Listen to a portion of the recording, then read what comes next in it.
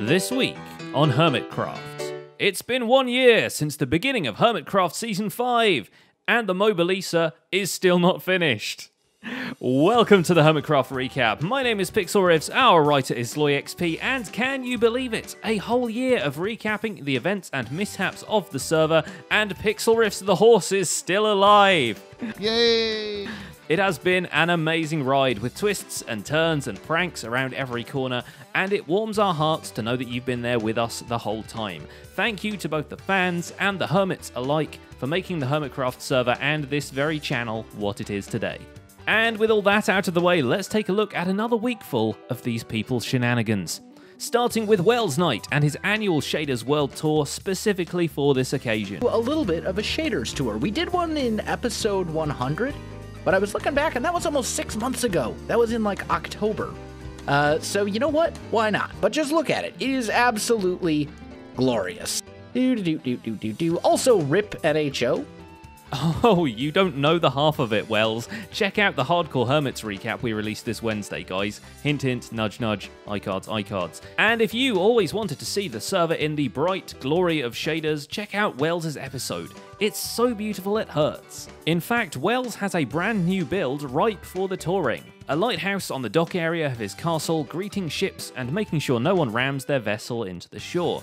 It also showcases very well what a classic stripy lighthouse would look like before the invention of colour television. That looks really good. That's like exactly how I was envisioning this lighthouse. I'm so happy with that. If you wanted some red and white stripes this week, look no further than TNT Land, a one-man attempt at getting into both the demolition and theme park businesses simultaneously. Yeah, that's perfect. This is like our own weird theme park that we've created over here. This is naturally the brainchild of Mumbo Jumbo, and to safeguard it against creeper explosions and thus the destruction of the entire thing, he spends a lot of time lighting it up very, very carefully. Come on! Is it lit? I think it might be lit. Yeah, I think it is. Surprisingly, this might be the only time lit TNT is actually safer, although he does nothing to stop passive mob spawns, which leads to some very trigger-happy cows. What on earth's going on? There's a cow that's just activated my farm. To link it to the Nether Hub, Mumbo revisits his TNT shop design from Season 4, then while he's in the building mood, he heads back to his town project to add a market square and a boat in the harbour. Ironically, on the anniversary of the server, he returns to spawn to remove a birthday cake.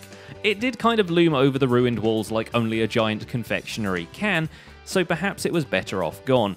And frankly, good riddance, as Scar's been making enormous efforts to establish a very certain dystopian post-catastrophe mood in the area, and the thing was starting to look like a giant gluten-filled overlord. With the walls of the overground finished and half destroyed, and the overgrown towers in place, Scar, like a certain Zedaf before him, has come down to the Hermit Caves and dug out a crystal cave flooded by a runaway river. You know what it looks like? It's like an underground grotto, and that's what makes sense when you think about the crystals that we're about to put in. I mean, yeah, this makes me super excited. And when in Rome, you might as well check on the profits in your merch shop.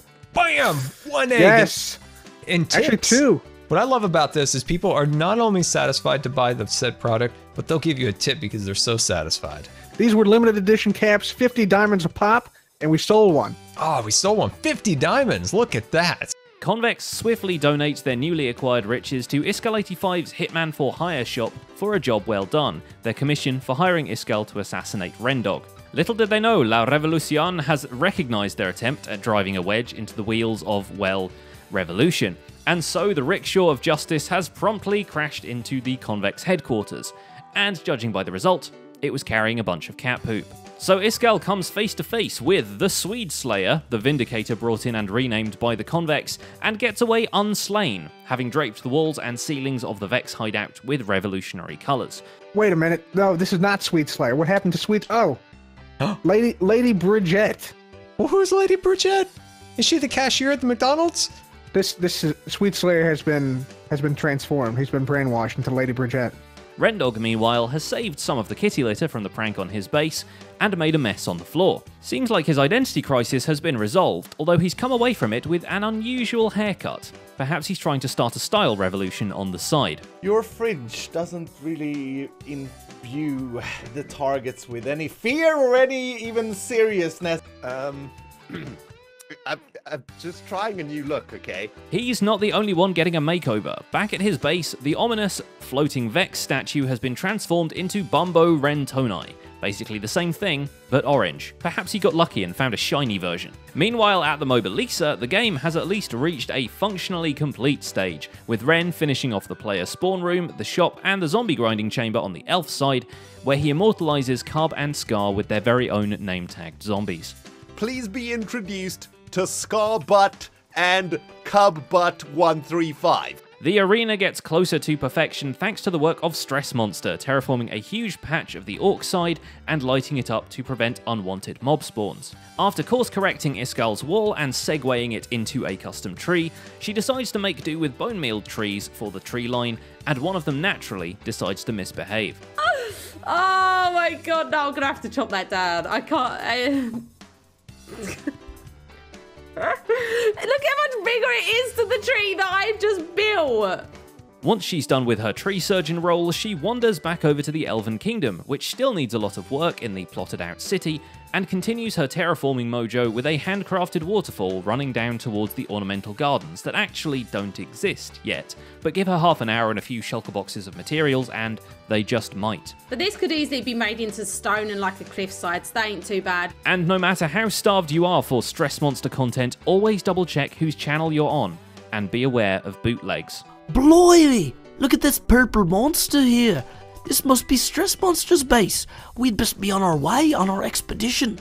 That's actually Joe Hills, whose accents seem to be getting weirder with practice, but he has a legit reason for heading to Stress's base, as the flower forest is an easy place to get your hands on 2 high flowers, and he needs them for one of the many courtyards Castle Ravenloft has to offer.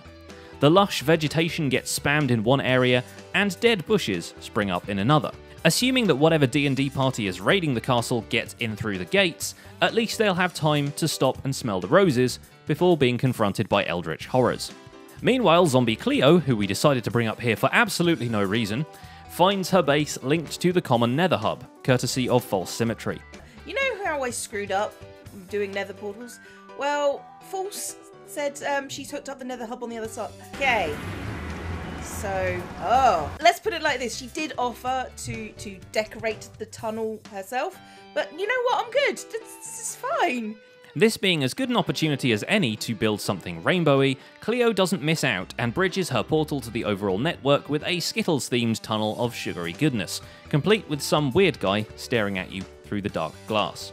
On top of that, Cleo finds out about the custom advancements the Hermitcraft server is running, and even completes a couple, one being her own, to Jeb a couple of sheeps with a name tag. You can be a Jeb, and you can be a Jeb. There we go. False Symmetry builds herself a new tower structure at the less utilised rundown district of her island base, no doubt to overlook the rest of it in horror, and brings some accent features to the now sophisticated hole in the middle of the island, such as sea lantern stripes here and there, plus a bit of greenery to break up the grey. Is sort of making itself 4 slabs, like 3.0 or whatever it is by now, you know? So it's making it difficult for me. And while she might complain that this bit is turning itself into the false labs all over again, the Wayback Machine has something else to say about a circular tube-shaped base with greenery and water in it. Next up, we're coming to the nerve centre of my humble abode. This room leads to pretty much everywhere, with many rooms off of it, currently not all of which are finished. For those unfamiliar with this footage, this is her base on Hypercraft circa 2014. Zloy pointed this out because he's a nerd. TFC's towers get some renovation this week as he continues to modernise his approach to lighting, swapping out torches for end rods which can stick to any surface. He also makes some new transport connections, opening up a tower wall to reveal a waterway which leads to the nearby ocean. But the design goes through a couple of drafts, and he settles on something that'll be easier to navigate with the bizarre physics of Minecraft boats. And finally there's Cubfan, already installing a radar at his place so the next visits by revolutionaries won't go unpunished. He already has a rocket ship operated by cats patrolling the area, so you can clearly see how either of these things fits into the magic forest idea he's been rocking lately. The same goes for the liquid oxygen tank, which you can't use to breathe because it's just water. I mean, it is a liquid and has some oxygen in it, all as advertised, but some molecular disassembly required. What does perhaps fit better is a ravine he originally adapted as the only mycelium outpost on the island, from which the shroomy ground would spread over the earth, but ultimately he didn't like the colour and swapped it for soul sand, because it's scarier. And I'm just not really feeling it. If it was a brighter purple like it shows up on the maps, it could work. But I just don't think that this is that great. Yeah, you can see what it looks like right there. Nice, deep, dark. And that's just about it for this week's recap. Our writer is LoyXP, and my name is Pixel Riffs. Don't forget to check out our first Hardcore Hermits recap. Episodes of that will be released every Wednesday, assuming the teams live long enough to last the week. Leave a like while you're still here, and subscribe so you won't miss future recaps. Thanks for watching, and we'll see you next week.